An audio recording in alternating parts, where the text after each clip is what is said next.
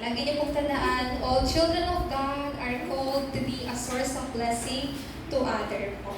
So, lagi niyo pong sabihin, lagi niyo pong always remind yourself that you are a source of blessing. You are a source of blessing because, yes, always remind yourself you are the source of blessing because God has blessed you in that way po. Lahat ng mga anak ng Diyos. Therefore po, bilang isang mga anak ng Diyos, who is the source of blessing? Meron din po tinawag, tinawag rin po tayo ng Diyos bilang pong mga isang spiritual emperor. Pag sinabi po kasing emperor, hindi po natin ito maiko-compare po sa isang hari. Kasi yung isang hari po, meron lang sa isang nation na nilurule over po. But pag sinabi po natin emperor, like whole empire po ng isang nation or ng isang state ay pinapamahalaan ng isang emperor. So it's different from being a king po. Therefore, there are so many remnants in the Bible who became a spiritual emperor who saves the emperor po. Isa po sa binasa po natin from the scripture po ng Genesis 41, verse 37 through 41 po. So, this was the time that Joseph stood before the king of Egypt po. So, actually po, no ordinary person, no ordinary people can go before the king. Tama po ba? So, if you will just think about, like for example, si Jana, if she in the stage, still young, still studying, just a grade 11 student, do you think she has the power to stand before the president right now? No, she still doesn't have that power. Tama po? So, no ordinary people can stand before the king po or even the president. But look at Joseph po. Joseph was still in the state of being a prisoner. He was still a slave po. But he stood before the king of Egypt. Why? Why is that? Because Joseph, he has the mystery and secret of being a spiritual emperor po. So, bilang mga spiritual emperor, especially yung mga remnants po natin, now they are taking the path of being a spiritual emperor. But after this po, hindi lang po yung spiritual emperor. The spiritual emperor who saves the emperor. Let us look at Joseph once again. This is what the king of Egypt, King Pharaoh, told to his official. Can we find anyone like this man whom is in the Spirit of God? Whose confession is that? That was the confession of the king of Egypt po. Di po ba? The king of Egypt, he was unbeliever po. Pero he was able to confess, can we find anyone like this man whom in the Spirit of God? Why the king of Egypt was able to confess that po? Because Joseph gave him the answer that he was looking for. Joseph did not just give any kind of answer po, but he gave the one and only unique answer to the king of Egypt po. Kaya nga po yung Egypt was, nagkaroon po ng road evangelization. So, ito po yung bagay na kailangan po bilang tayo ay mga tinawag bilang isa ring mga spiritual emperor. We have to preview or see the answer in advance po. Si Joseph po, hindi siya pumunta sa Egypt bilang isang alipin. Hindi po siya pumunta sa Egypto bilang isang prisoner po. Pero he went to Egypt holding to the answer that he had received po. Pag sinabi po kasi nating preview po, ano nga pong ibig sabihin po nito? You are looking at something before it starts. Before the beginning po. You are seeing the preview. Kasi the word preview, the word pre, pag sinabi pong pre, it's like, ano nga po ito? Prefix po. Like a prefix. Sa Tagalog po, ano po yan? Ano nga po ito? Sa Tagalog po ng prefix ay unlapi po. So, pag unlapi, yes, unlapi. Or sa English po ay prefix. So, depende po sa word, kapag dinudugtungan po natin ng pre, nagbabago po ang salita. So, pag sinabi po natin preview, hindi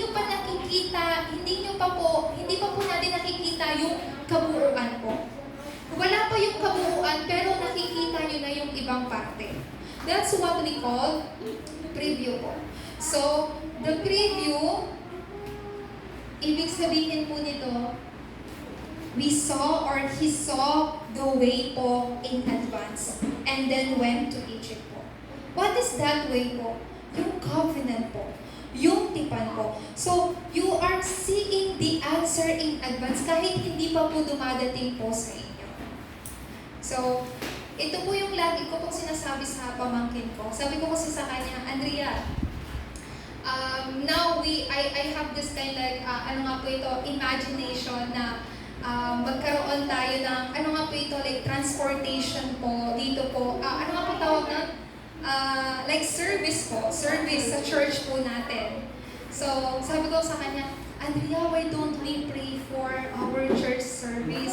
And then she told me like this, Pastora, if we are going to pray for our church service, will God give us that answer, like immediately?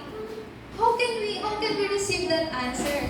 Then I told her like this, di ba, according to the Bible, you have to pray even though the something na hindi pa dumadating sa'yo, but you believe that something is coming to you. At yan ay pananampalataya.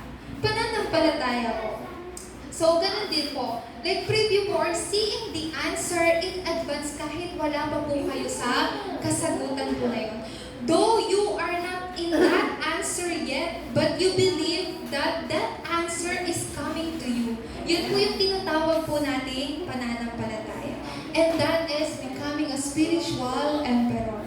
So, para po sa ating pong intro, there is a lot of people who doesn't know this.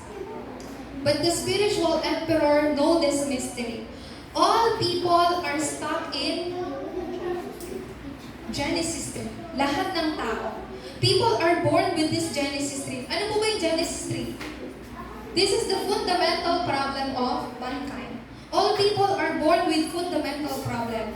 And no one can solve this po tanging sa pamagitan lang ng solusyon or method na ibibigay po ng Diyos. No one knows this po. The king of Egypt, the current president of our country, they don't know this fundamental problem. People are stuck in Genesis 3. People are living self-centeredness. Physical-centered, success-centered po. And then they are being stuck in Genesis 3. People are stuck in Nephilim po. It leads them to Nephilim. Ano po pag sinabi pong Nephilim? Kapangyarihan mo ni Satanas. But doon lang po ba nagtatapos po yun? No. Later on, they will face the disaster na dala-dala ng Tower of Babel. Lahat po ng tao ay nasa loob po ng pangunahing problema po na to. But God gave us the answer of Genesis 3:15, the offspring of woman. We are stuck. No one can escape from this state po. That's why God Himself gave us the method of Genesis 3:15. No one can escape po. Wala pong makakaalis sa disaster ng Tower of Babel. That's why God Himself po gave us the method in Genesis chapter 3 verse 15. And in Genesis chapter 6 verse 14, whoever enters into the ark will be saved po. Ang tawag po natin dyan ay kaligtasan. And then, no one can change their fate through their own efforts. Of course, if you are born with, ano nga po ito?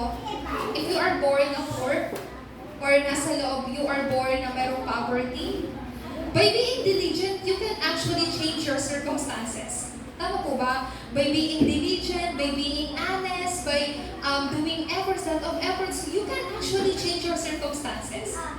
And you saw a lot in TV po, they are born poor po or merong poverty. But nung later on, when they became diligent, they became successful.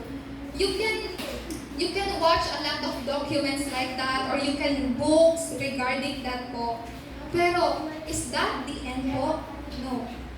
People, even though people can change their circumstances, but people cannot change their faith. People cannot change their faith. That's why, this is the reason why God called Abraham. Leave your country, your father's household, and go to the land I will show you. Abraham can change his circumstances, his situation, but he cannot change his destiny being inside of this. Nauunawaan po ba natin? Of course, kaya niyo pong baguhin yung sitwasyon ninyo. Pero hindi natin mababago yung ating kapalaran na nasa loob ng Genesis 3. Kaya nga po, lahat po ng ito ay patungkol po kay Kristo.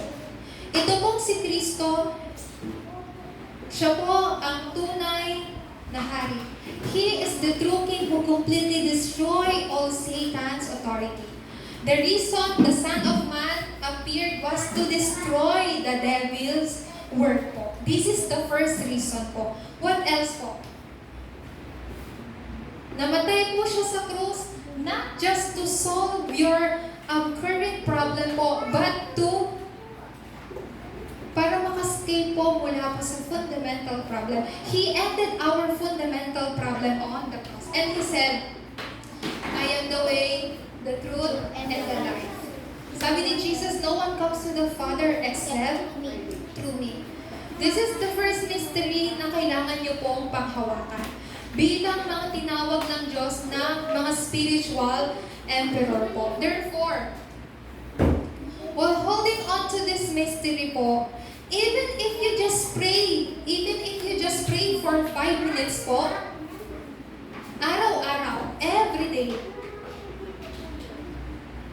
ang partisan po ng trono ay mai-establish po sa inyo.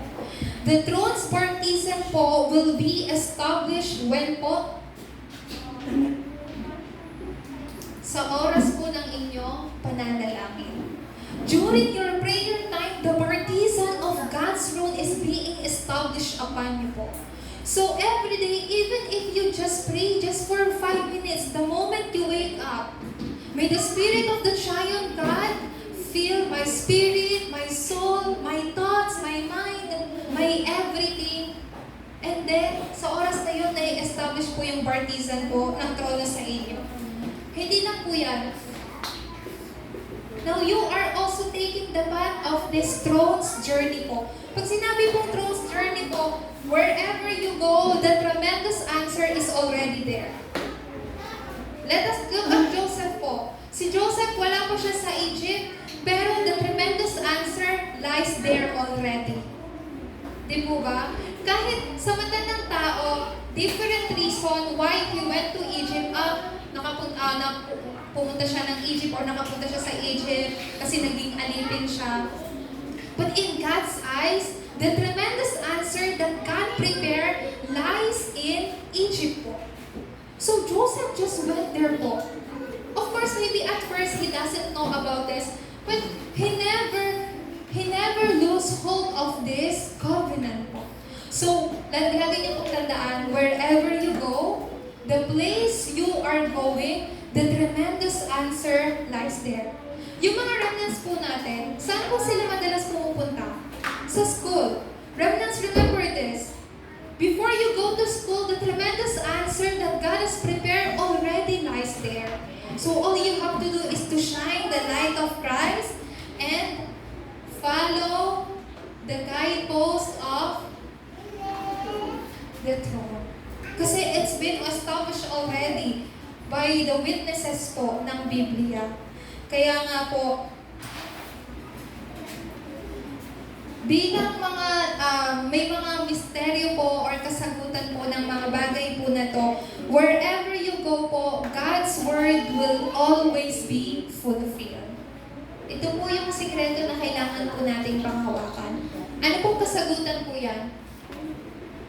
Only uniqueness and recreation po. Wherever you go, the Word of God will always be fulfilled. This is the first thing na kailangan niyo pong mapanghawakan. Unang bagay na kailangan niyo pong panghawakan. Why? Bakit po? Because the answer of with Emmanuel has been prepared for you already po. I mean, enjoyin nyo na lang po ito. So, through the through the blessing of with Emmanuel and oneness, your prayers are being answered po. You are taking the path, you are taking the journey po with this answer. Kasama mo ang Diyos, kasama natin ang Diyos, at kasama natin ang Diyos sa lahat ng pagkakataon. Hindi lang po yan. Palagi po natin nakakasama po ang Diyos sa pamagitan ng always with at healing po. This part po, lagi niyo pong tandaan, everything you do, lahat ng bagay na ginagawa po ninyo, 300% will be made po sa lahat ng bagay na inyo pong ginagawa. Ulitin ko po, di po ba? When Joseph went into Potiphar's household po, he did 300% there. When he was sent into prison, he even did 300% there po. Even when he stood before the king, he said the answer of 300%. So, in everything that you do po, God prepared the 300% answer po. Sa mga studies ng mga remnants, make your studies 300%. You're just doing houseworks po, sari-sari store, everything you do, your specialization po, make it your 300%. Then this is what God promised to us. Our remnants background, our background po is heavenly, thronely, and eternally. And now you are in the schedule of 24, 25, and eternal answer. You don't have to find this. Why? Because these things, this answer is already given to you po. All you have to do is engage. While you're taking the path, mga remnants, pinaka-importante, only panghawakan nyo kung ano yung natatanging covenant na ipinagkaloob sa atin ng Diyos. Then, once na magawa nyo yan, kailangan natin magkaroon ng conviction. Saan po? Conviction sa loob ng Gospel and Acts. Mabuting balita at sa kasagutan. Once na ma-enjoy, once na magkaroon tayo ng engage from here, then all we have to do is magkaroon po ng conviction. Right. This answer has been given to me already. All I have to do is to enjoy this. God promised me the throne's partisan and journey guideposts when I have the time of prayer. So you don't have to worry about anything po. All you have to do, katulad mo na sabi ko po kanina, you don't have to find this answer because this answer has been given to you already po. When God called you as His children, when you are called the spiritual emperor, this answer po already attached. Naka-attach na po sa inyo. Nakadikit na. Nakadikit na. So all you have to do is to find that as you have your time of prayer and worship po. Kaya nga po, let us see, ano po yung mga nakita po? What kind of way did the spiritual emperors fight po? Sabi po ng mga ibang pastor, the reason bakit po natin ginagamit yung the way, kasi hindi po ito isa sa mga daan. Nag-iisang daan lang. Di po ba? We are not using the word yung away. Kasi pag sinabing away, isa lang siya sa mga daan eh. Pero when we say the way, it's only one way po. So what is this one way? So in Genesis 37 verse 1 to 11 po, we can see here again Joseph. Let me tell you this thing po. In Potiphar's house, sa bahay po ni Potiphar, ano po ang nakita? What kind of way did Joseph was able to find po?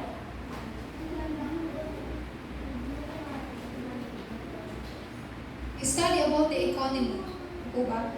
Alipin siya sa bahay po ni Potiphar, pero from there po, he was able to study about the economy. Kaya nga po, kahit alipin po siya ng household ni Potiphar, what happened po? Kumbaga po, siya po yung inatasan po ni Potiphar na mag-manage ng lahat ng kanyang financial. Can you believe in that po? Just a slave, pero was able to have that kind of position po. How about in prison po? In prison po, Joseph was able to see the politics. Kasi he met the two official po ng, ng nagsiserve po sa hari. So, in front of the king, Joseph was able to see the way for world evangelization.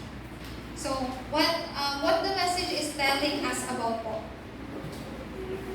When you are facing problem po, there are always a hidden answer mula po sa Diyos. Another one po.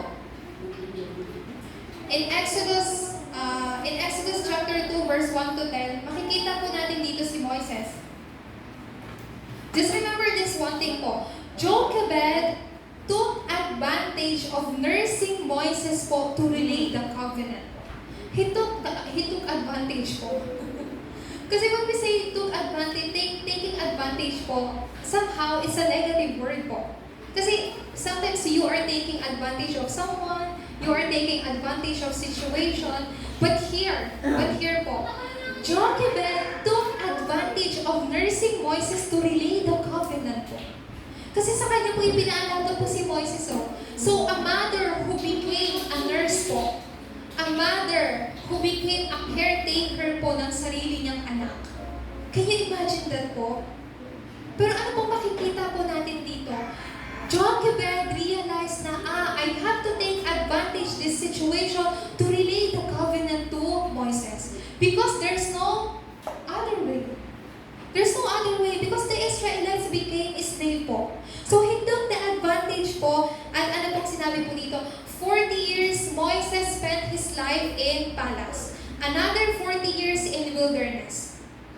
So, walang nakakaalam what is the situation in Egypt po kesa kay Moises.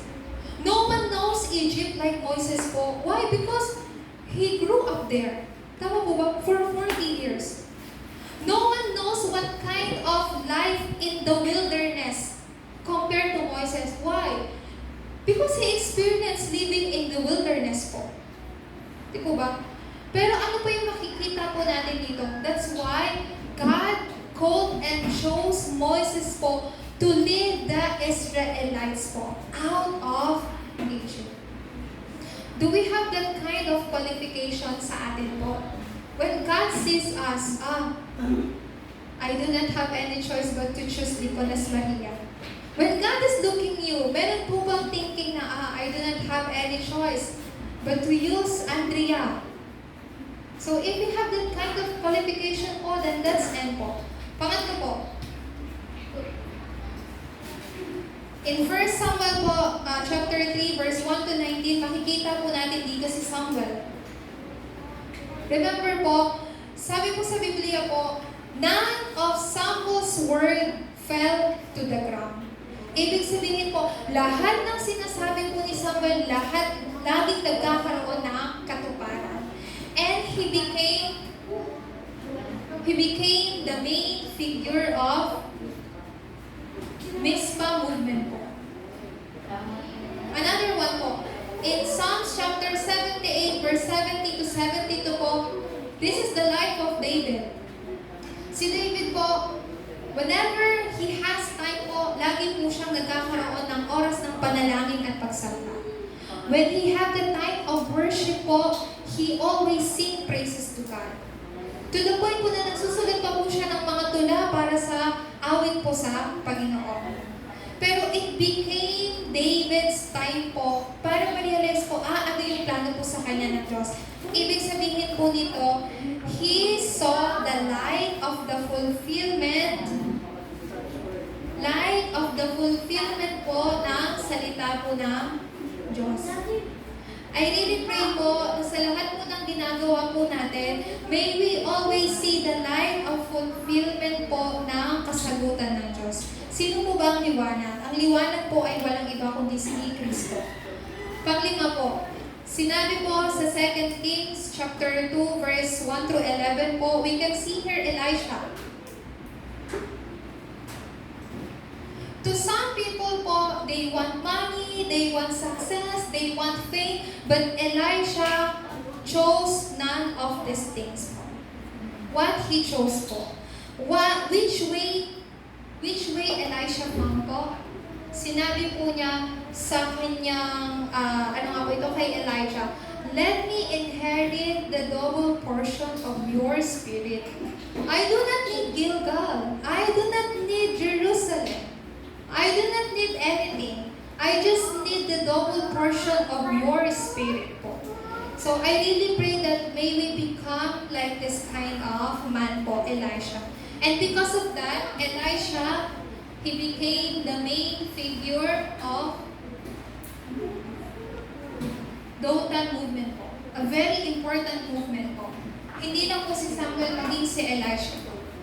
When we just resolve po, when we just have resolution or resolve po before God, God will surely allow us to see the answer that He has been prepared from the beginning po. Pang-anim po, in time of Babylon, they are captive. But here you can see Daniel, his 3 friends, even Esther po.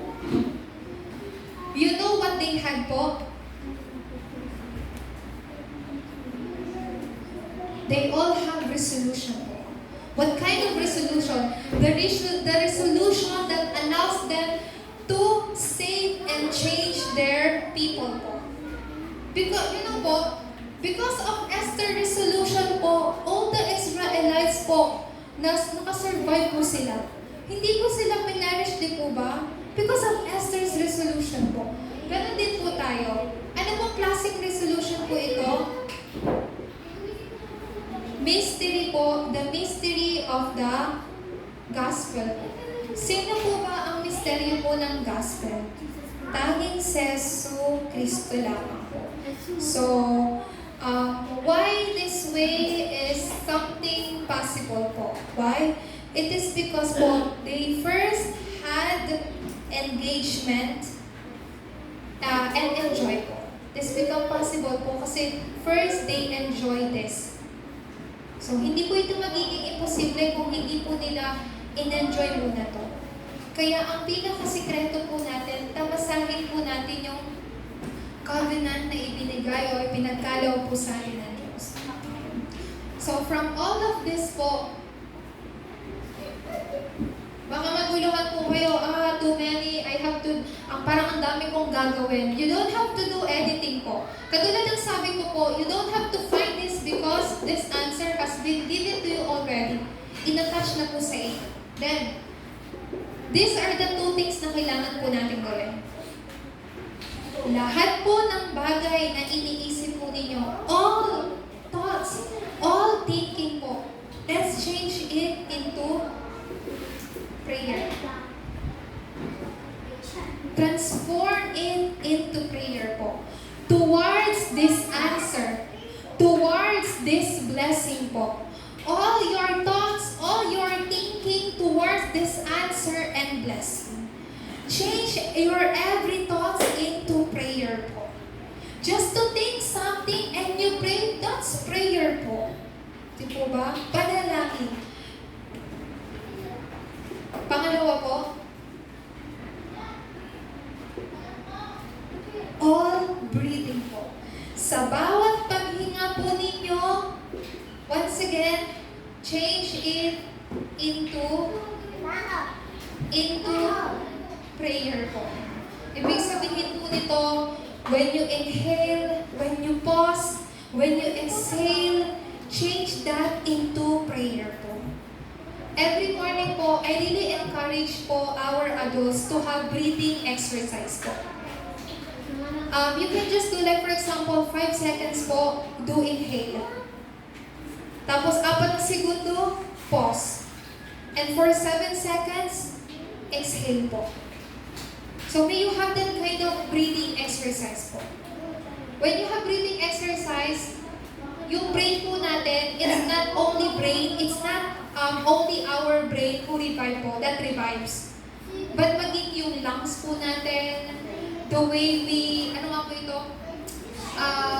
The way we have like oxygen po, yung rhythm po ng breathing po natin, magbabago po. So, even just for a few seconds po, may you have that breathing exercise po. Because all breathing, change it into prayer po. So, once again po, you don't have to do anything po. You don't have to find this answer because God already gave this to you po. The pinaka-key point po, engage. Enjoyment po. And then, what you have to do is these two things lang. All your thoughts, all your thinking, change into prayer. Towards this blessing, towards this answer. Amen po ba? Amen. So, throughout this week po, I really pray that we may have this kind of challenge po. Even just for, ito po ang breathing po, even just for a few seconds. And all our thoughts leading into prayer po. Tayo po'y manalangin. Let us pray. Our dear Heavenly Father God, we give you the highest glory and the highest praise po, Panginoon. Salamat po for allowing us na tumanggap po ng covenant po na ito na siya pong nagbibigay po sa amin ng kasagutan ng maging ng tipan. Ito po ang aming dalangin sa tanging pangalan ng Jesucristo. Amen. Amen. At this time po, tayo po